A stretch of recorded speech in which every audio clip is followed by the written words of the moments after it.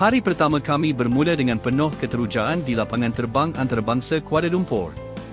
Menerusi penerbangan OD694, Batik Air, kami menuju terus ke Guilin, sebuah destinasi magikal di selatan China yang terkenal dengan lanskap semula jadi yang memukau.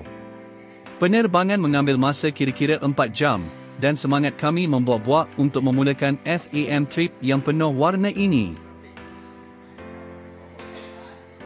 Sebaik tiba di lapangan terbang Guilin sekitar pukul 4 petang, rombongan FAM trip yang terdiri daripada mata, wakil media dan ejen pelancongan seramai 35 orang sempat merakam kenangan bergambar bersama di Balai Ketibaan Guilin.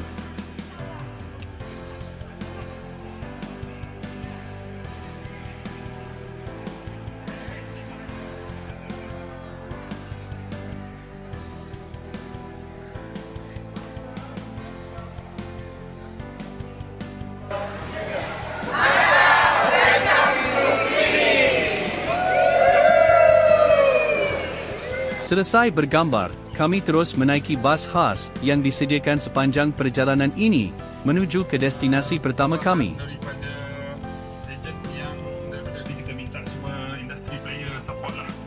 Mata juga. Inshallah, it's safe. Oh, next time put J inside. Yeah, put suggestion. Put some gold. Gold inside. Elephant Trunk Hill, mercu tanda ikonik Guilin yang terbentuk menyerupai seekor gajah sedang menjulang air dari Sungai Li.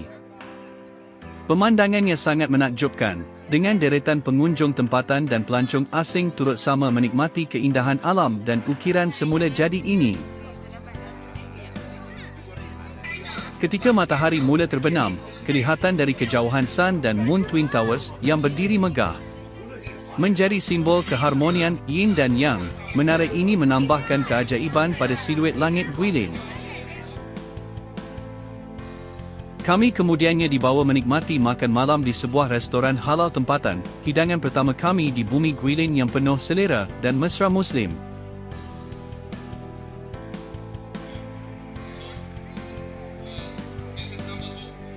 Malam kami berakhir dengan suasana penuh magis di Rongshan Lake Scenic Area, gabungan dari Romu dan Shanu Lake.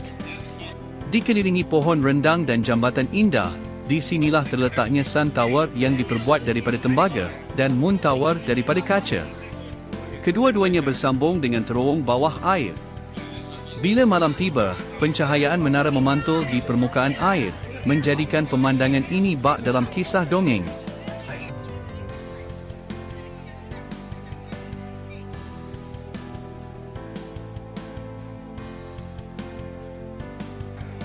Selesai lawatan malam, kami daftar masuk ke Royal Plaza Hotel, penginapan kami untuk malam pertama.